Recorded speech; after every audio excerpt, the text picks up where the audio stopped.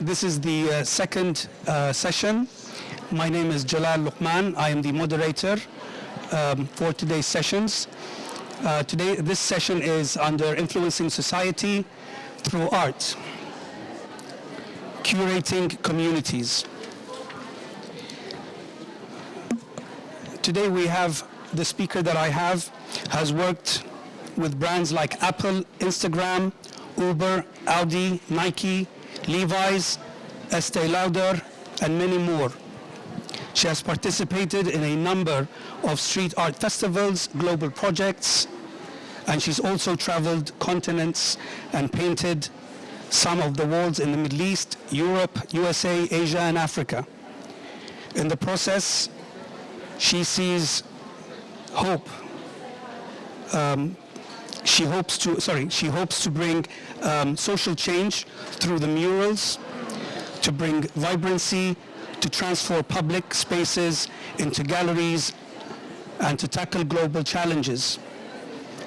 I personally visited some of the social channels for our guest today, and I found her to be an explosion of art. Dina Saadi, Dubai-based artist, born in Russia, raised in Syria, that's enough, I think, to explain a very colorful and vibrant person, and I'll hand it to you.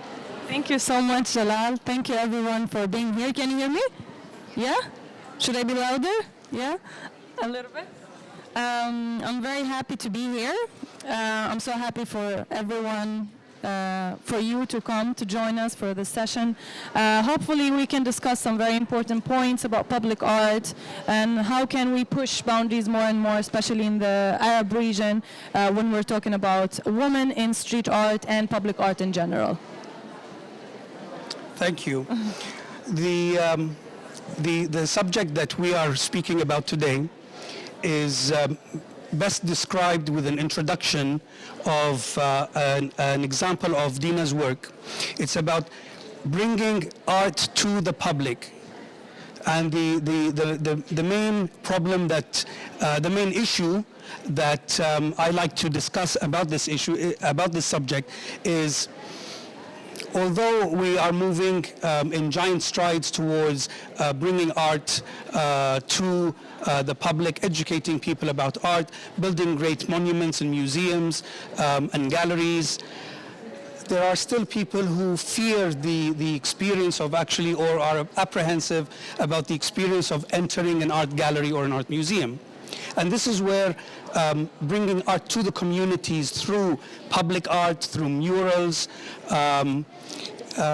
plays a vital role in introducing art to those who are not familiar with it under normal circumstances, and breaking that barrier between I want to go see art or art is right there in front of me. Dina, do you want to show us some of... now, remember when I said an explosion of color? Go ahead. So this is a mural I did in Long Beach, California. Let me see if I can hear myself. So basically I was a part of Powwow Street Art Festival, and a festival happens different places in the US, and this was my first participation in Long Beach. So here I just want to talk a little bit more about like museums versus public art. Museums are intimidating for so many different people, especially galleries as well. So I think public art is very important, not only for us, but also for other underprivileged communities, because this is literally the only access to art they can get. Like especially when I painted once in Africa, I'm going again this year hopefully. So this kind of performance could be the only performance of art they see and the only access to art. So public art is very accessible. Anyone can relate to it, anyone can see it. Yeah. Next. You want me to show more? I really want to see more. So. Okay. This is a mural I did in Jordan, Baladak Festival in Amman. Also in a poor neighborhood, I can say. I think now we have like 4 different murals there on full buildings. And the story behind this mural is that she can't see her reflection in the mirror. It's only colors, and it's just things that are on her head, which represents her thoughts, her values, which is our actual representation. Our actual reflection in the mirror should be that, not our, like, outside the skin. This is, I think, my longest mural. It's 40 meters over 2 warehouses. That was challenging because it was my first very big one, and it was done in Rotterdam as part of Powwow Street Art Festival, first version in Europe for this festival. I was very lucky and honored to be part of it. So this is just to show you a little bit of the scale. This is in Khorfakan. This is, I would say, my biggest one in UAE. And only, I think, my third big one. Let me stop you there, Dina. Yeah. So now I'm going to, I'll send a question to you. When you see public art like this, whether you're an expert or just somebody who is receiving this, this art, how do you feel the impact of public art on you or in general or on society? Anybody? No impact? Yes.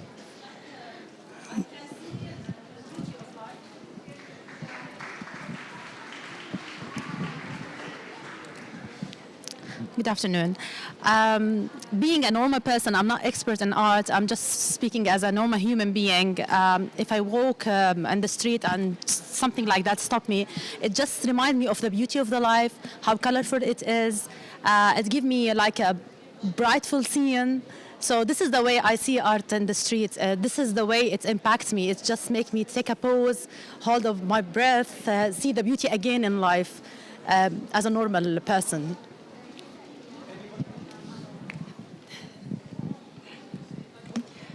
Hi. Okay, and as yes. Yes, as a normal person, also when I see that this kind of beautiful art in the street, I just feel happy.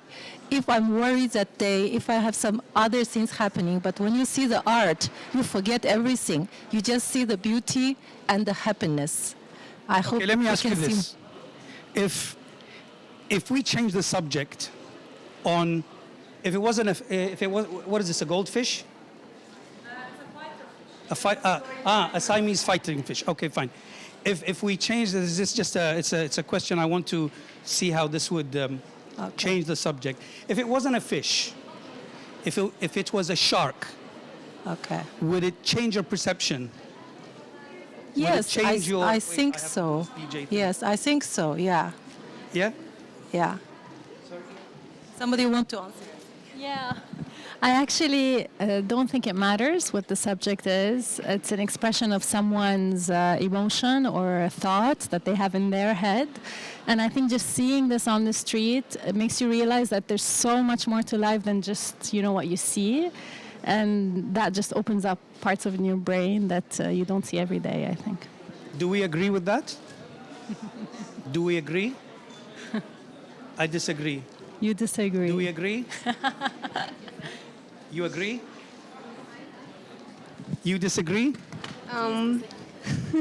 I think that first of all, whenever I see public art, I think it's a way of expressing yourself instead of just putting it, as you said, in a gallery somewhere out there where everyone can see it.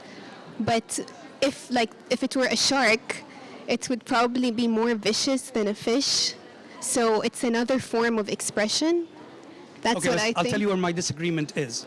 My disagreement is that this is the artist's inspiration, but it's public now, so now everybody owns it, no? Yeah? I can't. Okay.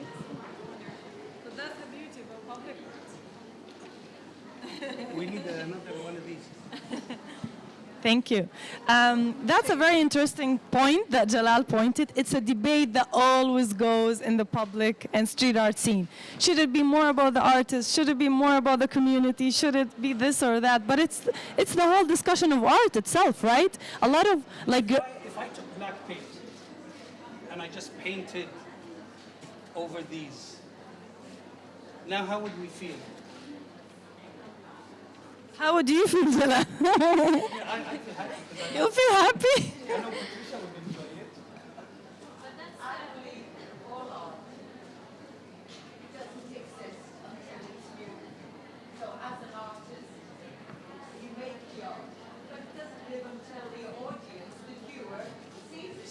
steal this? You're done with your answer? Yeah. Patricia, can you rewind and play back what you just said? Me rewind? That's tricky. I'm an artist. First of all, I really respect what you do and I love your work. It just brings so much joy. Thank you so much. But to me as an artist, you make the art.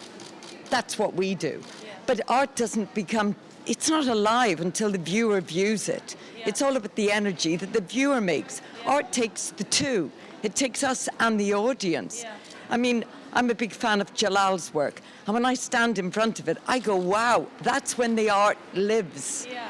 You give it to somebody. Comes to life, basically. Yes, I totally agree. If this was a shark, I would still go, wow. Yeah, it's just brilliant. But it takes, art is for us, the viewer, to make it come alive. It's a dialectic. It's not a solo performance. Yeah. For me, art is anything that makes you feel something. Whether it's rage, whether it's happiness, it has to make you feel something. And I'm talking about the audience, I'm not talking about the artist. So for me, personally, because every artist sees art in a different way, for me, it's a mix of both. I need to see myself in that art because I won't be enjoying it if I don't enjoy the process of creating it. But I also need, especially for me, I'm a public artist, I do it for the people, of course. If I don't do it, then I can go, I don't know, maybe back to my studio.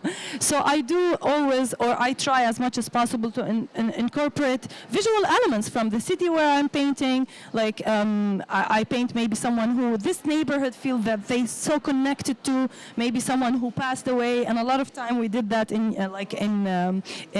the U.S. It could be just a guy who everyone loves in the neighborhood, you know. Too loud?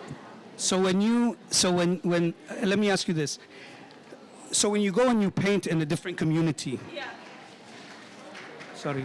When you paint in a different community, do you have to experience the city long enough in order for you to paint? Sometimes I don't have the chance, but ideally I should. Because if you don't live there, how you're going to get what they're going through? And you have to do a lot of research. I talk to people in that way. Yani, how much time do you need before you start feeling the city? Well, we're in this age where internet gives you a lot of information that you don't need really to look for a year in a city to know. Yeah, so because of the internet, I know much more about the city than just, than sitting there. Of course, the experience changed a lot of things. And I always try to stay as long as possible and do a lot of, sometimes I travel once, I don't do any painting, and then I travel again, prepared. And this is like the perfect scenario for me. Okay, so do we feel that we need, if we speak about Dubai, do we feel that we need to see, and I'm sure all of us have seen the murals that we have around the city and all of that. And I was very fortunate to be in the room when Sheikh Mohammed said that he wants to turn Dubai into an open-air museum. So I want to hear some thoughts here that do we need more art? Is the message the message that is portrayed through the art? Do we feel that it enhances the image of certain places in Dubai? Do we need more? What's the impact? Any takers? Again? Yes. You? Yes. I want to answer your first question and this one. I do think we need art all over the place, but I also think we need art that engages with the people. So you should never feel offended if someone takes black and paints a little bit of patches over it. Don't feel like it was sabotage. Actually, you should be proud that they feel they want to engage with it and it becomes part of the city. It becomes more real. I would rather see art that's a lot more less clean than this and more engaging with the community. Like I would invite people to feel free to express.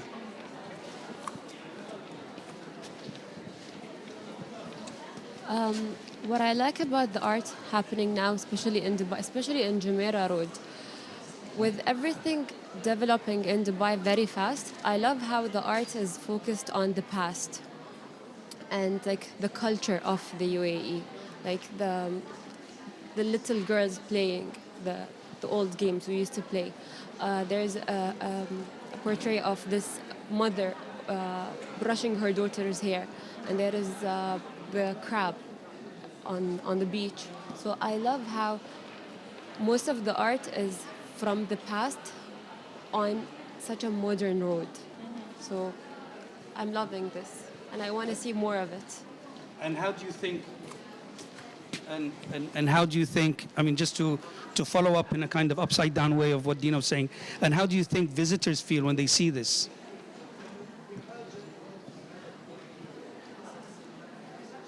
Okay. Can I answer that one? Yes, please do.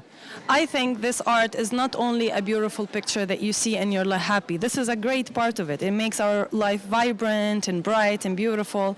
But for me, it's the identity of the city. When a visitor comes, they see the city through their art. They see the city through their faces of the people. And so art is like the identity, it's the identity builder of any city, and people feel a more sense of belonging in that city. There's like so many studies that showed that people live longer and stay longer in places that are more green and full of art. So it increases the sense of belonging and loving. You take care of your neighborhoods when it's painted. I will give you a very little example. In many cities like San Francisco, like New York, cities I painted, you see a lot of tags, graffiti, right? And graffiti is more about the artist, the writer, because they write their names. So it's like almost sometimes like a territorial thing, right? It's like my territory, your territory.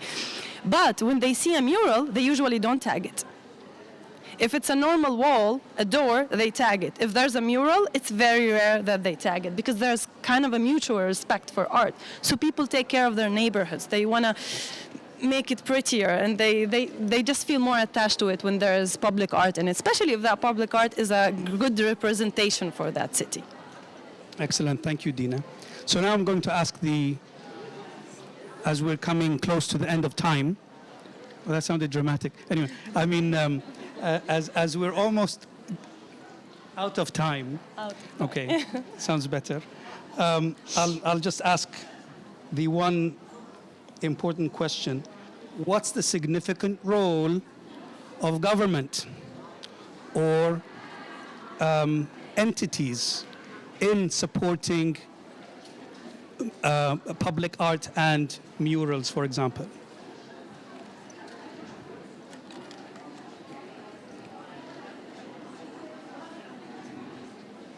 Should I answer that? Go ahead and answer that. Okay, so let's talk first about government organization. I think it's very important to give, especially female street artists, a bigger platform. So give us walls to paint. That's like the first thing.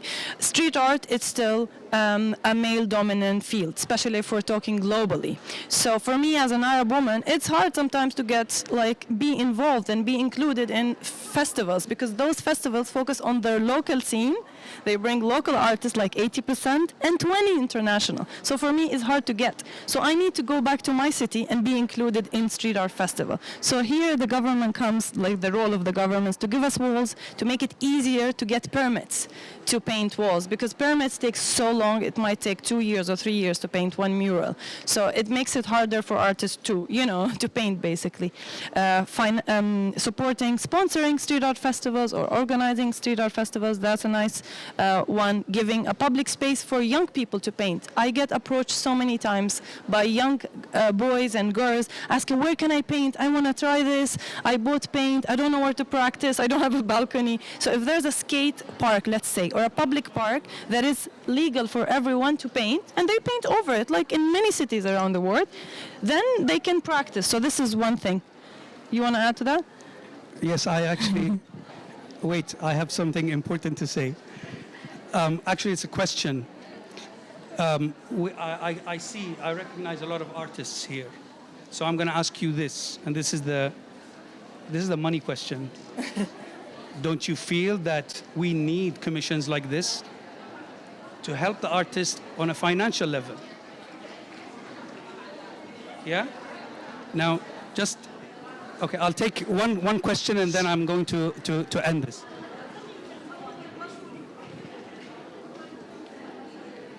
It's not a question, it's a comment on how the government can, or what is the role of the government in supporting art. Yeah. Actually, the government needs to set some policies to support the art via funding programs, but to be totally, away from any conflict of interest. It doesn't mean if they are funding it, they're going to control it on the messages that they're going to send in the street or to the Creative audience. freedom. So, exactly. Yeah. So it should be like, totally, they should be away from that funding programs, however, supporting it via creating some policies. So this is what I wanted to add. Well, in closing, I just wanted to mention one thing that I read out of Forbes magazine. So it's a little bit of business and art both. If you have a Wi-Fi connection or an internet connection on your phone or anything, you might be called to search for something. So this is what I borrowed from Forbes. Public art is public good, explains Darren Walker, Vice President of the Rockefeller Foundation and Vice Chairman of the Foundation for Art and Preservation in Embassies. It is the embodiment of the American ideal in spirit and deed. It is a reflection of our democratic values. It is also strangely economically viable despite its often high price tag. Okay, now search for this. New York's waterfalls.